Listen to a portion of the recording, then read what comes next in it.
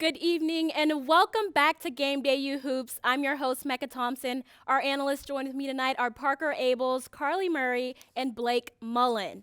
Now, the Sooners took on West Virginia Tuesday night and put on a show for their senior night. Tanner Groves had his second consecutive double-double. Jordan Goldwire scored 17 points, followed by Hill with 10, and Jacob Groves hit 3 of 4 from the three-point range and scored 9 for OU. Now, the Sooners can secure the number 7 seed and first-round bye in next week's conference tourney if they come away with the win Saturday against Kansas State. But before we get into it, let's toss it over to Porter. Staying with it, guys staying with it. I mean, Jacob Groves is making some shots. I thought Jalen Hill was plus 21 when he was on the floor. I thought the two freshmen played really solid. Like their minutes were good. It wasn't like it was negative 10 or anything when they were in there. CJ Nolan came in, gave us a big lift. Bijan gave us a big lift. They had positive impacts on the game. Huge for our team.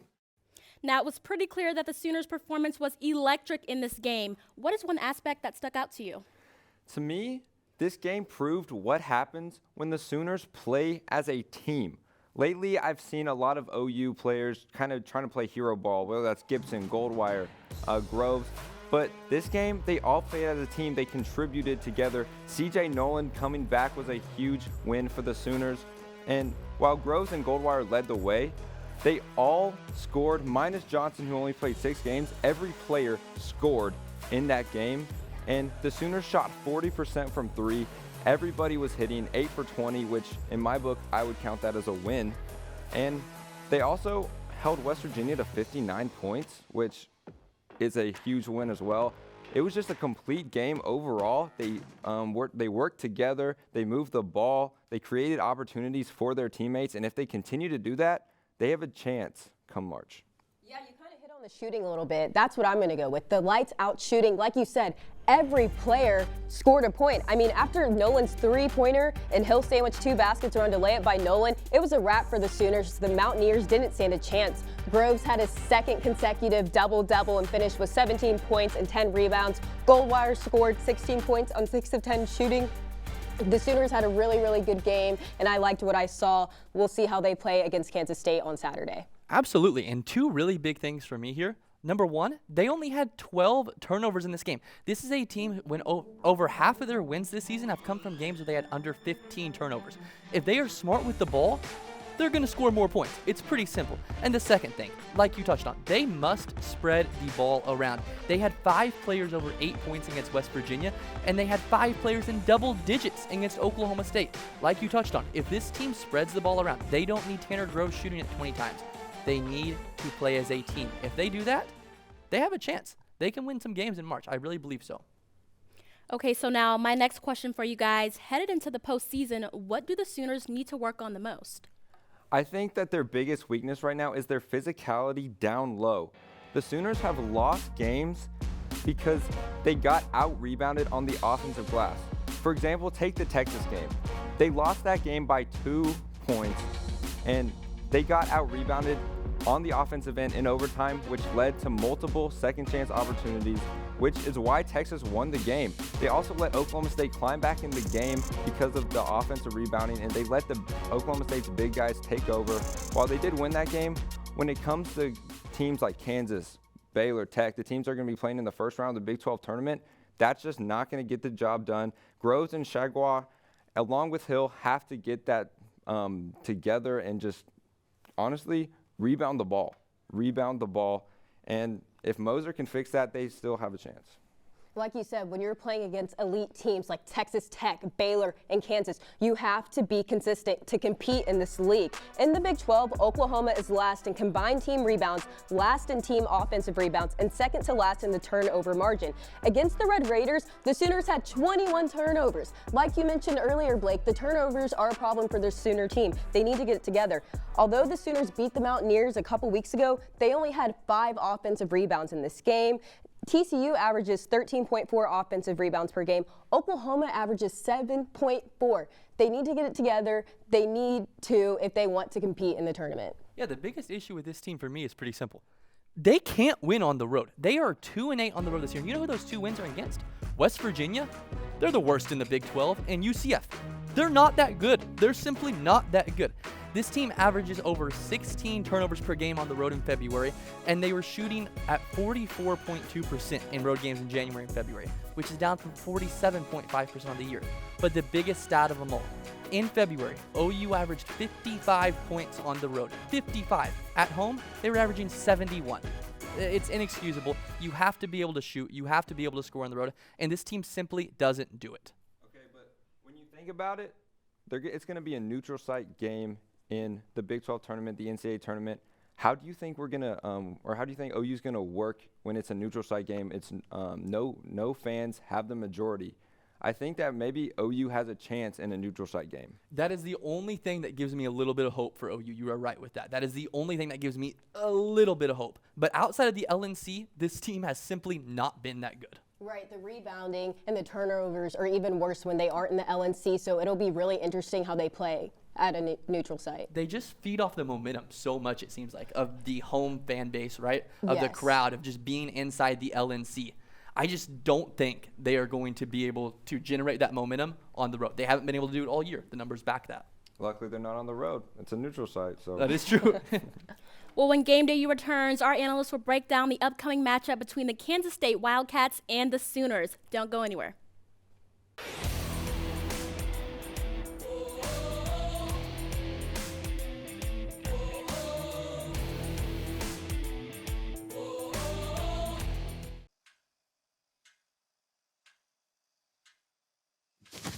Awkward. I'm the awkward silence. You try to avoid me, then there I am again. But an awkward silence can be a great thing. Like Kelly here is about to demonstrate. You haven't really been yourself lately. Are you okay? Find out how you can help a friend with their mental health at seizetheawkward.org. When I was in foster care, I never knew when I would have to move. So I always had my suitcase ready to go. Then one day I was adopted. My new parents opened their hearts and home to me. My parents cook my favorite breakfast for me every morning. My parents take me on trips I never thought I would go on. They gave me a home and an even better reason to use that suitcase. My parents aren't perfect, but they're perfect for me.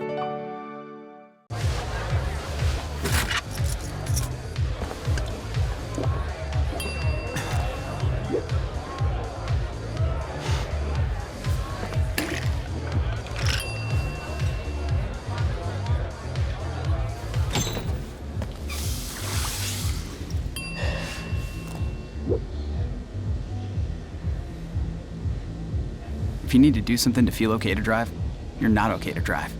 Don't drive buzzed. How prepared is your family if a tornado shows up at your doorstep, or a flood, or a hurricane?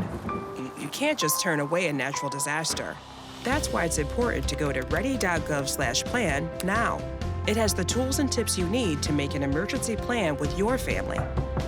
So if disaster comes knocking, let's go. You'll be ready to help keep your family safe. It's just a pizza. Yes.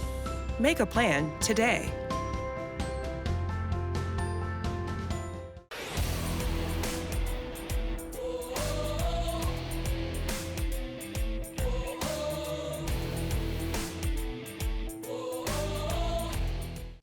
Now it is finally time for Pick'em Big 12 Saturday, where the analysts will break down all of the matchups happening this weekend. Our first two teams hitting the rim is TCU and West Virginia. Who's taking the dub? I have to go with TCU in this game. TCU is in a must-win spot. If they don't win this game, there's a chance that they don't make the tournament. They need to win this game. It's against the worst team in the Big 12. Bob Huggins' team has just been atrocious this year. Everybody knows it. And TCU is going to go to Morgantown, get a win, and I think it's going to be within 10, or it's not going to be within 10. I think TCU is going to win probably, I'd say like a 75-65 range. Ooh, you were hating on my guy, Bob Huggins. I really like Bob Huggins. He always coaches really physical teams. The Mountaineers are at home, and I think that they will have that advantage over TCU because TCU has been playing very great. And I don't think Bob Huggins is going to end the season with a loss. Bad pick. One name. Mike Miles. 19, 26, and 17. That's the 3 games he's coming off of. He has been phenomenal as of late. And you know who they beat? Their last 2 games are back-to-back top 10 wins against Kansas and Texas Tech. I love this TCU team, and I'm going to give you a sleeper pick. If I can't take Texas Tech, give me TCU as a massive sleeper to win the Big 12 tournament. I love this team. They're physical. Look at what they did against Kansas. They average over 14 turnovers per game on the year, which isn't the best, right? But it's not terrible. But what they doing against Kansas? They dominated with 19 boards. If this team rebounds, as they can, and Mike Miles continues to dominate, I love this TCU team. Carly, I'm sorry. But you just said that TCU hasn't been playing great lately, but he just said that they just knocked off 2 top 10 teams in a row. They got lucky. They got lucky. They got lucky twice. They're playing Kansas again tonight. We'll see what happens, but if they win that game, Well, I guess, like you guys said, anything could happen. So next up, we've got those hot Texas Tech Red Raiders you've been talking about in the Oklahoma State. Who's going to dominate? all right. I did say that Texas Tech was going to win the Big 12, and I still believe that. But for this game, I'm going Oklahoma State. This is Oklahoma State's last game of the season. They're not allowed to play in the Big 12 tournament. They're not allowed to play in the NCAA tournament, the NIT, nothing. This is their last game. Do or die. They're going to give everything they have in this game. At the end of the game, Oklahoma State is going to go out, play as hard as they can. The students are going to rush the field. It's going to be a great feel-good story. Oklahoma State held Iowa State to 36 points last week. 36 points. I think that Oklahoma State is going to win this game. Bold take. That's what I'm going with. Well, I have to disagree with you again because I have the Red Raiders beating the Cowboys. This was a really easy one for me. The Red Raiders have only lost 5 conference games. The Cowboys have lost 10 conference games. Davion Warren and Bryson Williams both had a night against K-State. Warren with 23 points and Williams added 19. The Red Raiders just celebrated that they were undefeated at home this season. I think they're going to ride that momentum into Stillwater and close out the season with a win. Texas Tech by a very, very, very large number. Bryson Williams, he is simply too much. He's coming off a 19-point game and a 21-point game, like you said. I mean, I'm not even a Texas Tech fan, but this team's basically my ride or die for the season. This team, Final Four bound, Texas Tech, one of the best teams in the nation, going to absolutely embarrass Oklahoma State in their last game of the year. Wait, this is Ives Likely's last ever game in a Cowboy uniform, probably Avery Anderson's last game in a Cowboy uniform. Bryce Thompson can hit shots. I think that Oklahoma State, you guys aren't giving them no credit. Even if Texas Tech does win, it's not going to be a blowout. Oklahoma State needs to win this game. They want to win this game for Mike Boynton. And I'm going Oklahoma State. I'm sorry. Well, next up, Texas and Kansas are hitting the rim at the Allen Fieldhouse. Who's walking away with the W? I don't know why I'm choosing all of OU's biggest rivals, but I'm going Texas. This is going to be a crazy upset. Texas has beaten Kansas 3 straight games. They're going to make it 4 on Saturday. Kansas is going to be tired. They played Saturday, Tuesday, Thursday, and then Saturday again. They're going to be tired. They just lost to TCU, and I think Texas needs to win this game. They just had a tough loss to Baylor at home. I think Texas is going to take it. Well, I don't think all their transfers and inconsistent play will give them a string of good games. You know, they have a pattern of winning big games, and then they go on a losing streak. Well, not a losing streak, but they'll easily lose a game after that. They haven't created any momentum for themselves, so I'm saying rock chalk. I think Kansas will beat Texas. Chris Beard has done a good job in his first year of coaching at Texas, at his alma mater, but I still think that they need to work out the kinks, and I think Kansas will beat Texas. You're just feeling the upsets today, aren't you? I am. You're just going crazy with them. Oklahoma State, Texas, all of OU's rivals. I dig it. But this is such a big game, and I don't want to use the word must or the term must win, but I think I'm going to.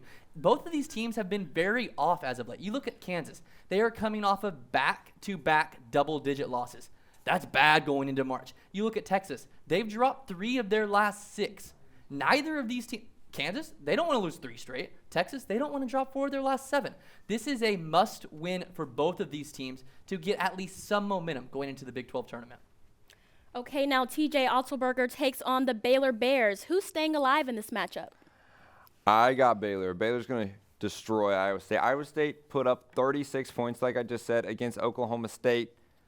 I mean, Iowa State's going to get blown out. Iowa State does need to win this game, but it's in Waco, and I don't see any way Iowa State comes within 15 points. Yeah, I agree with you. Sick 'em Bears. Iowa State's last game against Oklahoma State, they only scored 36 points. And like I mentioned earlier, I had Baylor to win the Big 12, so I think that this will be an easy win for the Baylor Bears.